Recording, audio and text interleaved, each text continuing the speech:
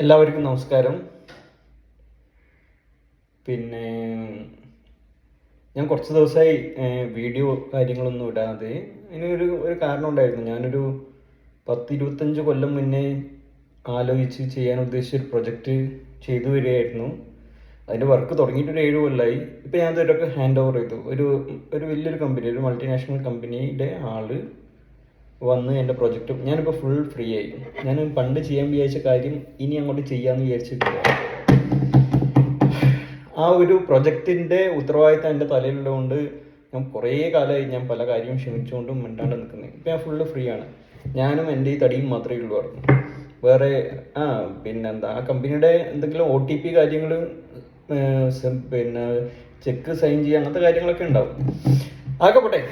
അപ്പോൾ എൻ്റെ അടുത്ത് ബന്ധുക്കൾ ഒരുപാട് ആൾക്കാർ വിളിക്കാറുണ്ട്. അതിലെല്ലാവരും ചോദിക്കുന്നൊരു കാര്യം, അനൂപേ, നീ മണിവർണ്ണനെ കുറിച്ചിട്ടും നിന്റെ അമ്മേനെ കുറിച്ചിട്ടും അച്ഛനെ കുറിച്ചിട്ടും അരുണിനെ കുറിച്ചിട്ടും പറഞ്ഞല്ലോ, മധുവിനെ കുറിച്ച് എന്താ പറയാത്തത്? എല്ലാവരുടെയും സങ്കടം. കാരണം ഓനാണല്ലോ ഏറ്റവും വലിയ കള്ളനായിരുന്നു. അവനെ ഞാൻ ലാസ്റ്റ് വെച്ചതാണ്. കാരണം അവൻ മണ്ടനാണ്. അവൻ്റെ ജാതകം നോക്കിയാൽ തന്നെ അതിൽ പറയും ശുദ്ധ മണ്ടനാണ്. ഇവനെ കുറിച്ച് പറഞ്ഞു കഴിഞ്ഞാൽ ഇവൻ പേഴ്സണാലിറ്റി ഡെവലപ്മെന്റ് ക്ലാസ് കൊടുക്കുക. അതായത് ഇപ്പോൾ ആർക്കും പേഴ്സണാലിറ്റി ഇച്ചിട്ട് കുറവുണ്ടെങ്കിൽ പുള്ളീനെ കൺസൾട്ട് ചെയ്ത് കഴിഞ്ഞാൽ പുള്ളി പേഴ്സണാലിറ്റി കൂട്ടി കൊടുക്കും. പുള്ളിയുടെ പേഴ്സണാലിറ്റി എന്താണെന്ന് അവിടുത്തെ എല്ലാ നാട്ടുകാർക്കും ബന്ധുക്കൾക്കും എല്ലാം അറിയാമല്ലോ അവിടെ. ഇനി അവനെ ലാസ്റ്റ് വെക്കാൻ കാരണം എന്ന് പറഞ്ഞാൽ അവൻ മന്ദബുദ്ധിയായതുകൊണ്ടാണ് അവൻ കുറേ ചതിയും വഞ്ചനയൊക്കെ എന്നോട് ചെയ്തു കിടന്നു. മണിവർണ്ണനെ മുന്നിൽ വെക്കാൻ കാരണം എന്താ വെച്ച് കഴിഞ്ഞാൽ ഈ മണിവർണ്ണൻ അത്യാവശ്യം എഡ്യൂക്കേഷൻ ഉണ്ടായിട്ടാണ് ഈ ചെറ്റത്തരും തെണ്ടിത്തരും ചെയ്തു കാണുന്നത്. പിന്നെ അരുണിന് അതിന് മുന്നിൽ വെക്കാൻ കാരണം എന്ന് പറഞ്ഞാൽ എൻ്റെ വീട്ടിൽ ഉള്ള പ്രശ്നം പരിഹരിച്ചിട്ട് വേണ്ടേ എൻ്റെ അമ്മയുടെ വീട്ടിലുള്ള പ്രശ്നം പരിഹരിക്കാനാണ്. ഓരോന്നോരോന്ന് ഘട്ടം ഘട്ടമായിട്ടല്ലേ പോണ്ടേ. അപ്പോൾ മധു കരിച്ചേരി, അവനെ കുറിച്ചിട്ട് നമുക്ക് പറയാം. അത് ഞാൻ വിശദമായിട്ട് ഇന്ന് ക്രൈം നന്ദകുമാറോട് വരാൻ പറഞ്ഞിരുന്നു. പക്ഷെ ഇന്ന് ഞായറാഴ്ച മാത്രമല്ല, ഈ ഇലക്ഷൻ വരുന്നതുകൊണ്ടുള്ള കുറച്ച് തിരക്കും കാര്യങ്ങളൊക്കെ ഉണ്ടായിരുന്നു. ഇല്ലെങ്കിൽ ഞങ്ങൾ രണ്ടുപേരും കൂടി കഴിഞ്ഞ് കഴിഞ്ഞാൽ നല്ല അടിപൊളിയായിട്ട് ഇത് അവതരിപ്പിക്കുമായിരുന്നു. ആയിക്കോട്ടെ, നാളെ മറ്റന്നാളെ മറ്റോ അതെന്തായാലും ചെയ്യും. മധു ചെയ്ത കാര്യം ഞാൻ പറയാം. 10ാം ക്ലാസ്സിൽ 90% മാർക്ക് കിട്ടിക്കഴിഞ്ഞാൽ ബൈക്ക് മേടിച്ചു തരാമെന്ന് പറഞ്ഞു. അങ്ങനെ 90% കിട്ടി. 600-ൽ എനിക്ക് 525 കിട്ടി. അങ്ങനെ രാധ ടീച്ചർ വിളിക്കുക. അപ്പോൾ ഞാൻ പറഞ്ഞു എനിക്ക് ബൈക്ക് വേണം, എനിക്ക് 525 മാർക്ക് കിട്ടിയില്ല. ഒരു രാധ ടീച്ചർ വിളിക്കുക, മധു നീ ഇവിടെ കോയമ്പത്തൂരില്ലേ? അന്ന് കോയമ്പത്തൂർ BPL വർക്ക് ചെയ്യാണ്. ഞാൻ ഇവനെ പറഞ്ഞു കൊടുക്കുന്നുണ്ട്, ഇവനൊരു ബൈക്കൊന്ന് അവിടുന്ന് മേടിച്ചു കൊടുത്തേക്ക്. ബാക്കിയെല്ലാം മനസ്സിലായല്ലോ പറഞ്ഞു. ഞാനിത് കേട്ടിട്ട് എന്തൊരു സന്തോഷമായിരുന്നു. ആ സമയത്ത് കർണാടകനും മനോരമയും ഇളയമയും കല്യാണം കഴിഞ്ഞതേ ഉള്ളൂ. അപ്പോൾ അവർ പഴനി പോകണമെന്ന് പറഞ്ഞു. അവർക്ക് ഇപ്പോൾ ഓർമ്മ ഉണ്ടോ എന്ന് എനിക്കറിയില്ല. എനിക്കൊന്ന് 2002 24 കൊല്ലം മുന്നേ ആയിരുന്നു. അങ്ങനെ ട്രെയിനിൽ പോയി റെയിൽവേ സ്റ്റേഷനിലേക്ക് എത്തി ഇറങ്ങിയിട്ടാകുമ്പോൾ ഈ മധു ഇവൻ വന്ന് നമ്മളെ കൂട്ടാനായിട്ട് വന്നു. എന്നെ കണ്ട സ്പോട്ടിൽ നേരെ വന്ന് മുഖത്തേക്ക് ഒറ്റയടി. എന്നിട്ട് പറഞ്ഞു, നിനക്ക് ബൈക്ക് വേണമല്ല. മധുവിന് ഓർമ്മ ഉണ്ടാവില്ല, അതിന് അത്രയും ബുദ്ധിയുള്ളൂ പറഞ്ഞു. കർണാടകനോ രമണയ്ക്ക് ഓർമ്മ ഉണ്ടാവുന്നു. നിനക്ക് ബൈക്ക് വേണമല്ലേ, മുട്ടുകുത്തിക്ക് എന്ന് പറഞ്ഞാൽ അവൻ എന്നെ മുട്ടുകുത്തി നിർത്തിച്ചു. അന്ന് 25 കിലോറ്റ് തൂക്കുള്ളൂ പറഞ്ഞു. 25-30 കിലോറ്റ് തൂക്കുള്ളൂ പറഞ്ഞു. മുട്ട് കുത്തിച്ച് നിന്നിട്ട് അവന് ഈ സ്ത്രീകളെയും കുട്ടികളെയും കണ്ണുനീര് കാണുന്നത് ഭയങ്കര ഇഷ്ടമാണ്. അതിൽ ലഹരി കണ്ടെത്തുന്ന ഒരാളാണ് അവിടെ. അവൻ ഈ ചെവിക്ക് ഇങ്ങനെ ഇതുപോലെ ഇത് നഖം വെച്ചിട്ട് വേദനിപ്പിക്കുന്നത് ഭയങ്കര ഇഷ്ടമാണ്. നീ എന്താ കരയാത്തെ എന്ന് പറഞ്ഞിട്ട്, ഞാൻ എന്തിനു കരേണ്ട ആവശ്യം കടന്നു നിനക്ക് ബൈക്ക് വേണമല്ലേ എന്ന് പറഞ്ഞിട്ട് റെയിൽവേ സ്റ്റേഷനിൽ വെച്ചിട്ടാണ്. അത് കർണാടകൻ്റെ രമളയമേര് മുന്നേ എന്നാണ് ആ സംഭവം ഉണ്ടായിരുന്നത്. അവർക്ക് ഓർമ്മ ഉണ്ടോ ഇല്ല എനിക്കറിയില്ല. എന്തായാലും ഞാൻ മറക്കത്തില്ലായിരുന്നു. അന്നോട്ടേ ഞാൻ എഴുതി വെച്ചതാണ് കൊള്ളപ്പെടുക. രണ്ടാമത്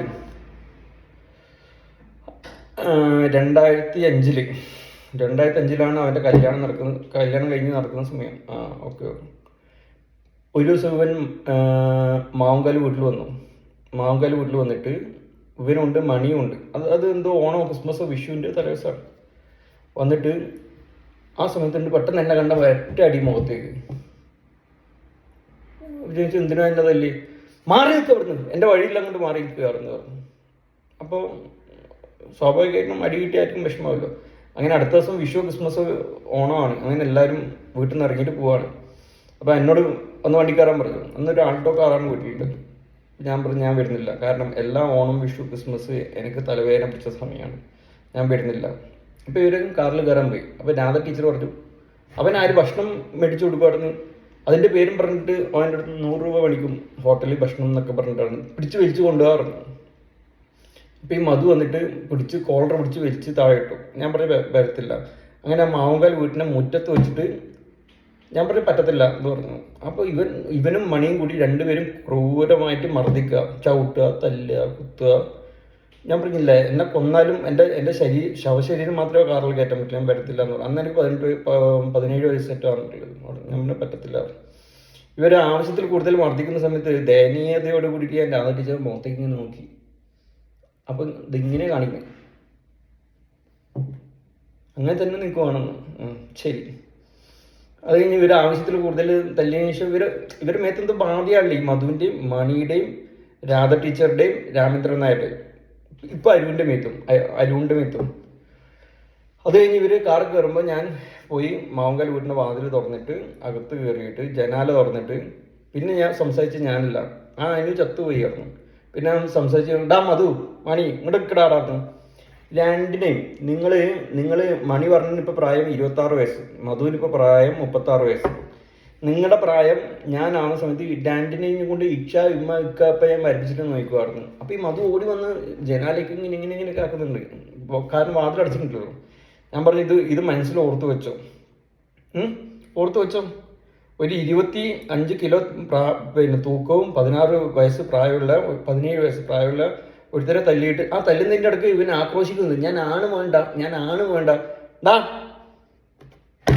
നീ ആണ് മോനല്ലേ, ഇനി അങ്ങോട്ട് നമുക്ക് കാണാം. ഞാനാണ് മോനാതെന്ന് എനിക്ക് പറയേണ്ട ആവശ്യമൊന്നുമില്ല. ഞാൻ അങ്ങോട്ട് വെക്കുന്ന നീക്കങ്ങൾക്ക് ഈ ചതുരംഗം കളിയില്ല, അതുപോലെ ഞാൻ അങ്ങോട്ട് വെക്കുന്ന ഓരോ നീക്കത്തിനും നീ എന്ത് റെസ്പോണ്ട് ചെയ്യുന്ന കാണാൻ. നിന്നെ ലാസ്റ്റ് വെച്ചിട്ടോ നായിൻ്റെ മോനെ നടന്ന് നീ പോയിട്ട് ഇത് വെച്ചിട്ടോ പോലീസ് സ്റ്റേഷനിൽ പരാതി കൊടുക്ക്. പോലീസിന് മുമ്പ് തന്നെ നമുക്ക് സംസാരിക്കാമല്ലോ അവിടെ നിന്ന്. എന്തായാലും കോടതിയിലേക്ക് നിങ്ങൾ എല്ലാവരും ഞാൻ കയറ്റി നടന്നു. പിന്നെ ബാക്കി വരാമെന്ന് മഞ്ഞുമലയുടെ ഒരു അറ്റം നായിൻ്റെ മോനെ വിളിക്കുന്നതിൽ തെറ്റൊന്നുമില്ല. കാരണം എന്താ അറിയോ, ഒരമ്മ മകനെ വിളിക്കുന്ന പെറ്റ് നെയിമാണ് ഞാൻ നിന്നെ വിളിച്ചു കടന്ന്. കാരണം എൻ്റെ അമ്മ എന്നെ എപ്പോഴും വിളിക്കുന്ന നായിൻ്റെ മോനെ, കൊലയാടി മോനെ, പടുസൂളിൻ്റെ മോനെ എന്നാണ് വിളിക്കുന്നത്. എനിക്ക് അതിൻ്റെ അർത്ഥം അറിയില്ല, എനിക്കിപ്പോഴും ആരും പറഞ്ഞതില്ല അതിൻ്റെ അർത്ഥം എന്താണെന്ന് അറിയില്ലായിരുന്നു. കാരണം അതിന് സാക്ഷി വേണമെങ്കിൽ അപ്പുറത്തെ വീട്ടുകാരോട് ചോദിച്ചാൽ മതിയായിരുന്നു. പടുസൂളിൻ്റെ നീയും മണിയും വരെ എന്നെ വിളിച്ചിട്ടുണ്ടായിരുന്നു. നീ തങ്ങളമ്മയുടെ മോനെയോ രമളമ്മയുടെ മോനെയോ വിളിക്കുമോ നായിൻ്റെ മോനെ ആടുന്ന്. നീ എന്താ വിചാരിച്ചത്, നിന്നെയാണ് ഒഴിവാക്കിയെന്ന് വിചാരിച്ചത്? ആണ് മോൻ പോലും അവിടെ എൻ്റെ കളി കാണാൻ കിടക്കുന്നേ ഉള്ളൂ അവിടെ. അപ്പോൾ അതൊന്ന് അന്ന് ഞാൻ അവിടെ പറഞ്ഞാണ്, നിന്നെ ഞാൻ വെറുതെ ഒന്നും പെടുത്തില്ല, നിന്നെ ഇമ്മക്കപ്പം ഞാൻ വരപ്പിക്കുന്നു പറഞ്ഞാണ്. അപ്പോൾ എത്ര 17, 34, 17, 20, 25 കൊല്ലം മുമ്പ് പറഞ്ഞ കാര്യമാണ്. അതിൻ്റെയൊക്കെ ക്ലൈമാക്സ് ആണ് ഇപ്പോൾ തുടങ്ങിയിട്ടുള്ളത്.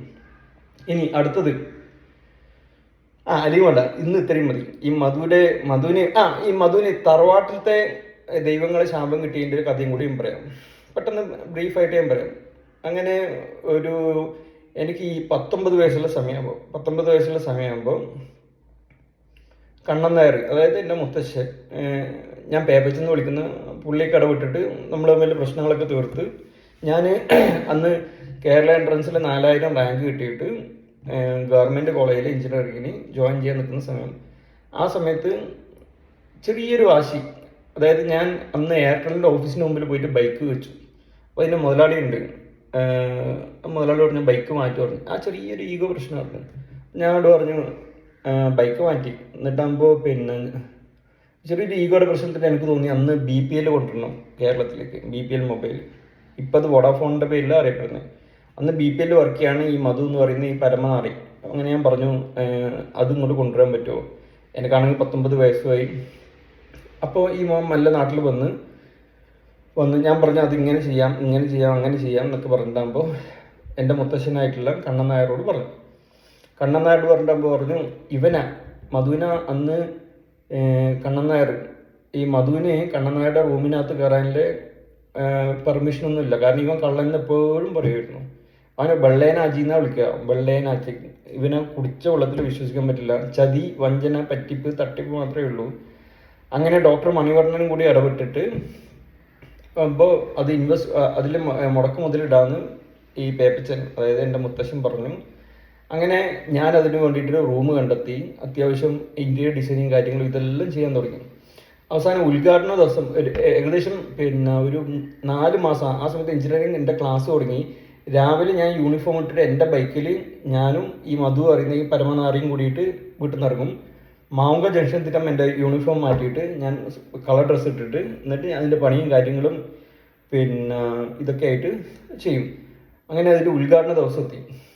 നാളെയാണ് ഉദ്ഘാടനം. അപ്പം ഞാൻ പത്രത്തിൽ പരസ്യം കൊടുത്തിട്ട് ഒരുപാട് ആൾക്കാർ ജോലി ചോദിച്ചിട്ട് എന്നെ, അപ്പം നാട് മൊത്തം അറിയപ്പെടുന്നതെന്ന് പറഞ്ഞാൽ അനൂപ്, 19 വയസ്സുള്ള അനൂപ് BPLൻ്റെ ഫ്രാഞ്ചൈസി വരാൻ പോവാണ്. ഇങ്ങനെയൊക്കെ ആണ് എല്ലായിടത്തും. അപ്പം എന്നോട് ഒരുപാട് ആൾക്കാർ ജോലി ചോദിച്ച് എന്നെ വിളിക്കുകയൊക്കെ ചെയ്തു. ഞാൻ പറഞ്ഞു അന്ന് ചെറിയ പ്രായമല്ലേ, ഇച്ചിരി ഗമ്മിയിലൊക്കെ പറഞ്ഞു നാളെ വാ, ബാക്കിൽ ഇൻ്റർനാഷണൽ ഹോട്ടലിൽ വെച്ചിട്ടാണ് ഇൻ്റർവ്യൂ. അങ്ങനെ അവിടെ ഇൻ്റർവ്യൂവിൻ്റെ ദിവസം എത്തി. എല്ലാവരും ഇങ്ങനെ വന്ന് നിൽക്കുകയാണ്. അപ്പോൾ ഞാൻ ബാക്കിൽ ഇൻ്റർനാഷണൽ ഹോട്ടലിൻ്റെ ഇൻ്റർവ്യൂ ചെയ്യുന്ന മധു അവിടെ വന്നിരിക്കുന്നുണ്ട്. അവിടെ റൂമിൽ വന്നിട്ടാകുമ്പോൾ മധു പറഞ്ഞു, അവിടെ ഷോപ്പിൻ്റെ പണിക്കാർ വന്നിട്ടുണ്ട്, നീ അങ്ങോട്ട് പോകും. ഞാൻ അപ്പം തന്നെ ഓടിപ്പോയി നോക്കുമ്പോഴേക്കും അവിടെ ക്ലോസ്ഡ് ആണ്, പണിക്കാരൊന്നുമില്ല. ഞാൻ തിരിച്ചു വന്നു. അപ്പോൾ എൻ്റെ അടുത്ത് പറഞ്ഞു, അല്ല ഇപ്പോൾ വിളിച്ചതേ ഉള്ളൂ, നീ ഒന്നുകൂടി പോയി നോക്കുക പറഞ്ഞു. ഞാൻ വീണ്ടും പോയിട്ടാകുമ്പോൾ ആരുമില്ല. എന്നിട്ടമ്മ ഞാൻ വീണ്ടും എന്ത് ചെയ്യാൻ പറഞ്ഞു, ഇവിടെ അവിടെ ആരും ഇല്ലല്ലോ പറഞ്ഞു. അപ്പോൾ എൻ്റെ അടുത്ത് പറഞ്ഞു, അവൻ്റെ ശരിക്കുള്ള മുഖമാണ്. അനു, കാര്യങ്ങളൊക്കെ നീ ഇതുവരെ ചെയ്തിട്ടുണ്ടാകും, അതൊക്കെ ശരി. പക്ഷേ ഈ ഇൻ്റർവ്യൂ സമയത്ത് നീ ഇവിടെ നിൽക്കുന്നത് എനിക്കൊരു കുറവാണ്. അത് എൻ്റെ ഇതിനെ ഇമേജിനെ ബാധിക്കുന്ന സംഭവമാണ്. അതുകൊണ്ട് നീ ഇപ്പോൾ ഇവിടെ വേണ്ട. പെട്ടെന്ന് ഞെട്ടിപ്പോയി നടന്നു. ഞാൻ പറഞ്ഞ പ്രോജക്റ്റ് എന്നെ വിശ്വസിച്ചിട്ട് അവൻ്റെ അപ്പം കൊടുത്ത പൈസ നടന്നു. ഞാൻ അപ്പം തന്നെ ഫുൾ ഡോക്യുമെൻസും കാര്യങ്ങളും, കാറിൻ്റെ കീ, അതുവരെ കാറിൻ്റെ കീ എൻ്റെ കയ്യിലായിരുന്നു ഉണ്ടായിരുന്നു. കാറിൻ്റെ കീ ഇതെല്ലാം കൊടുത്തിട്ട് ഞാൻ പറഞ്ഞു, ഇനി ഈ സംഭവമായി ബന്ധപ്പെട്ട ഒരു കാര്യത്തിനും ഞാനില്ല. കാരണം പെട്ടെന്നല്ലേ മുഖം മാറുന്നില്ലേ, ചതിയനല്ലേ നടന്നു. ഞാൻ പറഞ്ഞു, എനിക്ക് ദയവായിട്ട് എനിക്ക് 4000 റാങ്ക് കിട്ടിയിട്ട് എഞ്ചിനീയറിംഗ് പഠിക്കാനായിട്ട് എനിക്ക് ഫ്രീ സീറ്റ് കിട്ടിയിട്ടുണ്ടായിരുന്നു.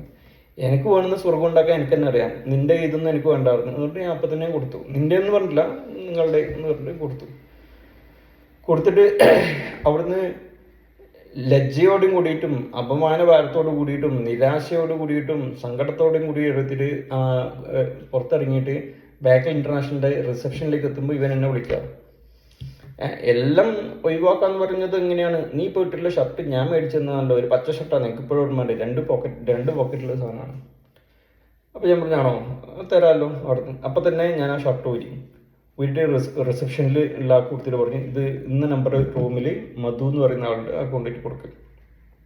എന്നിട്ട് ഞാൻ എൻ്റെ ഫ്രണ്ടിനെ വിളിച്ചു. എന്നിട്ട് ഞാൻ പറഞ്ഞു, വാ അങ്ങോട്ടേക്ക്, എനിക്ക് ഷർട്ടില്ല, എന്നെ ഒന്ന് ഹെൽപ്പ് ചെയ്യണം എന്ന് പറഞ്ഞു. എൻ്റെ ഫ്രണ്ട് അന്ന് പ്രശാന്ത് മാവുങ്കയില്ല, അവൻ വന്നിട്ട് എൻ്റെ അവസ്ഥ കണ്ടിട്ട് അവനെ സങ്കടപ്പെട്ടു. അവൻ്റെ ഷർട്ട് ഊരിയിട്ട് എനിക്ക് തന്നു. എന്നിട്ട് അവനും ഉള്ളിൽ ബനി ഇട്ടിട്ടുണ്ട്. അങ്ങനെയാണ് ഞങ്ങൾ തിരിച്ചു വീട്ടിൽ പോകുന്നത്. തിരിച്ചു വീട്ടിലേക്ക് എത്തുമ്പോഴേക്കും രാധ ടീച്ചർ അടുത്ത് പറയാം, നീ മധുവിനെ അപമാനിച്ച് ആൾക്കാരുടെ മുമ്പ് തെറിയും വിളിച്ച് ഡബിൾ ഗെയിം തെറിയും വിളിച്ചിട്ട് നീ ഷർട്ട് ഊരി കൊടുത്തിട്ട് വന്നുവല്ലേ അവിടുന്ന്, എല്ലാം മനസ്സിലായി അവിടുന്ന്. അപ്പോഴേക്കും മധു വിളിച്ചിട്ട് എന്തൊക്കെയോ നുണ പറഞ്ഞു രാധ ടീച്ചറുടെ അടുത്ത്. ഇവരെല്ലാം ഒറ്റ ഗെയിമാണല്ലോ. ഇപ്പോഴും നമുക്ക് ഡബിൾ ഗെയിമും മൂടായ്പും തരികിടെ എല്ലാവരുടെയും എൻസൈക്ലോപീഡിയ ചെയ്തോ എന്നെ കൊണ്ട് പറ്റുമായിരുന്നു. പക്ഷെ അന്ന് നമുക്കറിയില്ല. ഞാൻ പറഞ്ഞേ, അയ്യോ അങ്ങനെയല്ലോ, ഇങ്ങനെ സംഭവിച്ചു, എല്ലാം മനസ്സിലായിരുന്നു. അവൻ മധു ഇപ്പം എന്നെ വിളിച്ച് പറഞ്ഞാലും ഞാനത് വിട്ടു. എന്നിട്ട് അടുത്ത ക്രിസ്മസ്, ഓണം, വിഷു എന്താണെന്നല്ല, ഓണം, ക്രിസ്മസ്, വിഷു എന്ന് പറഞ്ഞാൽ എപ്പോഴും സങ്കടവും ദുഃഖമേ ഉണ്ടാവുള്ളൂ. ആ സമയത്ത് ഞാൻ അവിടെ പോയി, താഴെ മുണ്ടേ വീട്ടിലേക്ക് പോയി. മുണ്ടേ വീട്ടിൽ പോയി ഭക്ഷണം കഴിക്കുന്നതിന് മുമ്പ് എല്ലാവരും അവിടെ നിൽക്കുന്ന സമയത്ത് മധു എന്ന് പറഞ്ഞാൽ എനിക്കൊരു കാര്യം പറയാനുണ്ട് എല്ലാവരോടും ആയിട്ട് പറഞ്ഞു. ഞാൻ പിന്നെ മൈൻഡ് ചെയ്തിട്ടില്ല, ഞാനായിട്ടുള്ള കാര്യമായിരുന്നു. ഇവൻ നാട് മൊത്തം പറഞ്ഞു കിടക്കുന്നുണ്ട്, ഇവൻ കാരണമാണ് ഞാൻ വോഡാഫോൺ തുടങ്ങിയതും, ഇവനാണ് അതിൻ്റെ പിന്നിൽ പ്രവർത്തിച്ചതും. 4-5 മാസം അതിൻ്റെ പുറകെ ഓടി, എന്നിട്ട് ഞാൻ ഇവനൊന്നും കൊടുത്തില്ല. അപ്പോൾ ഇവൻ അങ്ങനെ പറഞ്ഞു കൊടുക്കും. ഞാൻ ഞെട്ടിപ്പോയി. ഞാനിതുവരെ ആരും പറഞ്ഞില്ല. ഞാനിങ്ങനെ ആലോചിക്കും, ആരുടെ ഞാനങ്ങനെ ആരും പറഞ്ഞിട്ടുണ്ടോ പറഞ്ഞു. സംഭവം സത്യമാണ്, ഏത് നടന്നു അതിൻ്റെ പുറകെ. ഇവൻ്റെ എഞ്ചിനീയറിംഗ് വിദ്യാഭ്യാസത്തിലത്തെ ഒരു 6 മാസം പോയത് ഈ മധു കാരനാണെന്ന് ഒക്കെ ഇവൻ പറഞ്ഞു നടക്കുന്നുണ്ട്. അതിന് ഇവന് കൂലിയൊന്നും കൊടുത്തില്ല. ഞാനിങ്ങനെ ആലോചിക്കുക, ഞാൻ സത്യമായിട്ട് ഇത് ആരുടെ ഞാൻ പറഞ്ഞില്ലായിരുന്നു.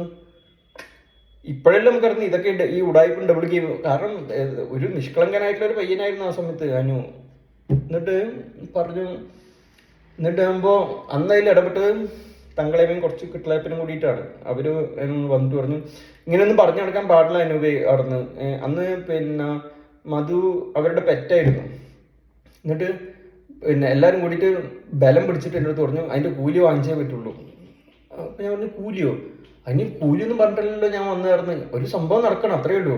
ഞാൻ എൻ്റെ ബിസിനസ് ഐഡിയ, ബിസിനസ് ടാക്ടിക്സ് നടക്കുമോ എന്നുള്ള ഒരു പരീക്ഷണമായിരുന്നു ഉണ്ടായിരുന്നത്. പിന്നെ എനിക്ക് ആ എയർടെലുകാരനോടൊരു റിവെഞ്ചും ഉണ്ടായിരുന്നു. ആ എയർടെലുകാരൻ പിന്നെ പൂട്ടിപ്പോയായിരുന്നു ഈ ഒരു വോഡാഫോൺ കാരണം. അവനെ പൂട്ടിക്കണം എന്ന് എനിക്കുണ്ടായിരുന്നു. അതെങ്കിൽ ഇപ്പോൾ 19 വയസ്സിൽ. അപ്പോൾ ഞാൻ ആരോടും അങ്ങനെ പറഞ്ഞല്ലോ. അപ്പോൾ മധു പറഞ്ഞു നിങ്ങൾക്ക് അതിനുള്ള കൂലി ഞാൻ റെഡിയാക്കി വെച്ചിട്ടുണ്ട് എന്ന് പറഞ്ഞിട്ട് പോക്കറ്റിൽ നിന്ന് എടുത്തു ഒരു പൈസ. ഞാൻ നോക്കുമ്പോൾ 500 രൂപ.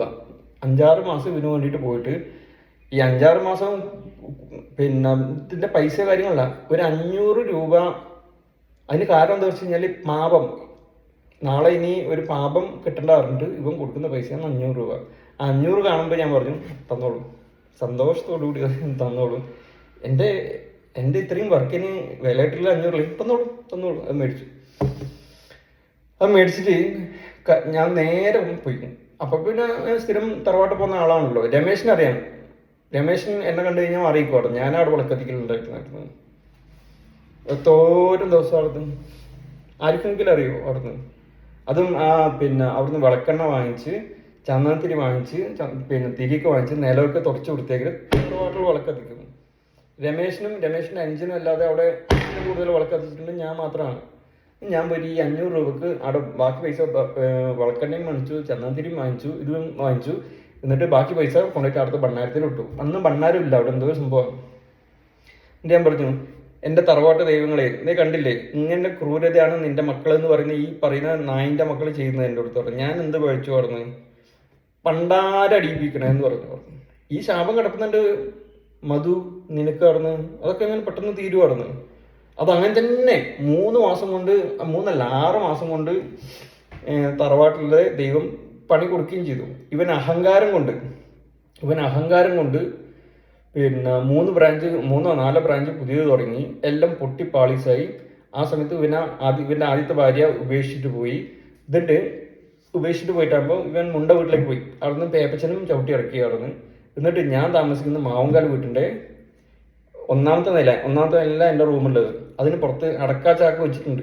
അവിടെ ഒരു പായ ഇട്ടിട്ട് ഇവനും അന്ന് കുഞ്ഞുണ്ണി ഇത് കണ്ടിട്ടുണ്ടെങ്കിൽ ഞാൻ ക്ഷമ ചോദിക്കുന്നത്. കാരണം നിങ്ങൾക്ക് ഈ പാപമൊന്നും അടുത്ത ജനറേഷനിലേക്ക് വരണ്ടെന്നും കൂടി ആഗ്രഹം കൊണ്ടാണ് ഞാൻ ഇതെല്ലാം സഫർ ചെയ്യുന്നതും ഇനി അങ്ങോട്ടേക്ക് പൊരുത്താൻ പോകുന്നത്. തുടങ്ങിയതേ ഉള്ളൂ. ആയിരുന്നു 1% പോലും ആയിട്ടില്ലായിരുന്നു. നിന്നോടും കുഞ്ഞുണ്ണിയോടും എനിക്ക് കുറേ കഥകൾ പറയാനുണ്ട്. നിൻ്റെ അടുത്ത് പേപ്പച്ചൻ അത്യാവശ്യം കാര്യങ്ങൾ പറഞ്ഞു തന്നിട്ടുണ്ടെന്ന് എനിക്കറിയാം. ഞങ്ങൾ രണ്ടുപേരും കൂടി തീരുമാനിച്ചിട്ട് തന്നെ നിനക്ക് പറഞ്ഞു തന്നിട്ടുണ്ടായിരുന്നു. ബാക്കിയും കൂടി പറയാം. അപ്പോൾ ഈ കുഞ്ഞുണ്ണി അന്ന് കുട്ടിയാണ് അവിടുന്ന്. ഈ കുഞ്ഞുണ്ണി കരയുന്ന പിന്നെ വിഷമാണ് ഞാൻ കേൾക്കുന്നത്. ഇവിടെ ഈ അടക്കാൻ്റെ ചാക്ക് കുറേ കെട്ടുവെച്ചിട്ടുണ്ട്. അതിൻ്റെ ഇടയിൽ ഒരു പുൽപ്പായ ഇട്ടിട്ട് ഈ മധുവും ഈ കുഞ്ഞും കിടക്കുക. ഞാൻ വിചാരിക്കും ഇത്രയും പവറുണ്ടോ നമ്മൾ കരിച്ചേരി തറവാട്ടിൽ ദൈവത്തിന് നടന്ന്.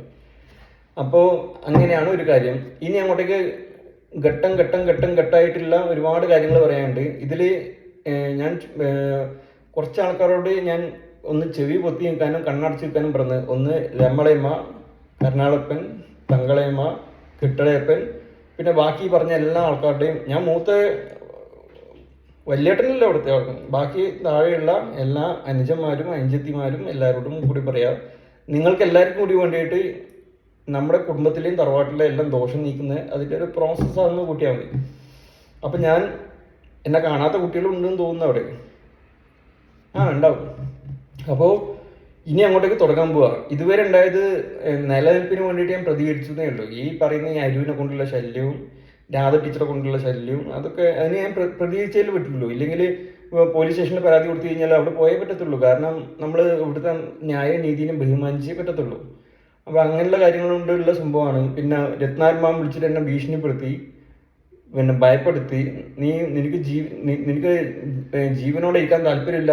ഞാൻ പുള്ളീനെയും ബഹുമാനിക്കുന്നു. കാരണം പുള്ളിയുടെ മരുമോളെ സംരക്ഷിക്കുന്നതായിരുന്നു. ഞാൻ പറഞ്ഞു എനിക്ക് പിന്നെ രത്നാരമാവൻ പറഞ്ഞാൽ എന്ത് പറഞ്ഞാലും ഞാൻ കേൾക്കാം എന്നൊക്കെ പറഞ്ഞ്. അപ്പോൾ അങ്ങനെ കുറച്ച് കാര്യങ്ങളുണ്ട്. അപ്പോൾ ഇനി ഘട്ടം ഘട്ടമായിട്ട് ഇപ്പം ഞാൻ ഫുൾ ഫ്രീ ആയി മാറിയാണ്.